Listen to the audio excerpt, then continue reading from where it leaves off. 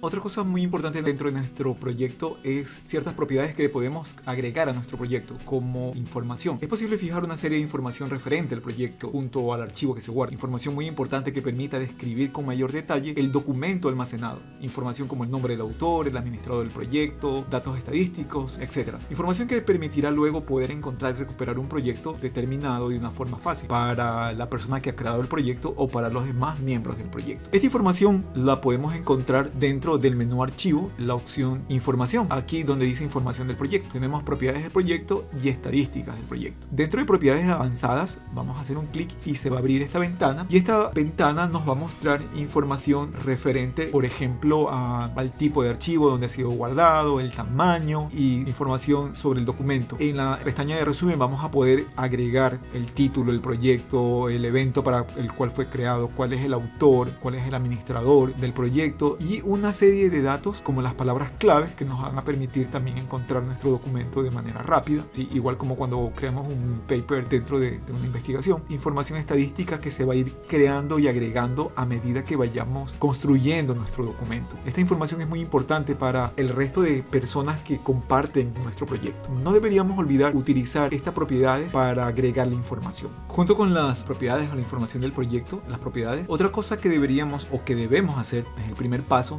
el cual no podemos saltar, es la opción de la información del proyecto. Yéndonos al menú proyecto y a la opción de información del proyecto, vamos a tener acceso a esta ventana donde vamos a tener que describir información que va a permitirnos poder comenzar a trabajar en nuestro proyecto. Lo primero que podemos hacer es agregar la fecha en la que va a comenzar el proyecto. No necesariamente va a ser la fecha actual en la que se está creando el proyecto, siempre va a ser una fecha posterior. Cuando creamos un proyecto, Project nos permite crear un proyecto a partir de diferentes opciones. Por ejemplo, utilizando la fecha de comienzo del proyecto, que es lo más normal, o utilizando la fecha de finalización del proyecto. Por lo general vamos a utilizar esta opción, ¿sí? Yo calcularía, por ejemplo, que quiero comenzar un proyecto el siguiente mes, por ejemplo, el lunes 6 de noviembre, y la fecha actual es la fecha en la que estamos. La fecha de finalización no tenemos acceso porque esta fecha va a crearse a medida que comencemos a crear las tareas. Project va a calcular o va a proyectar su fecha de finalización. La fecha de estado todavía no la vamos a trabajar, luego vamos a ver para qué y cómo utilizar. Y otra opción de utilizar es el calendario. Project automáticamente me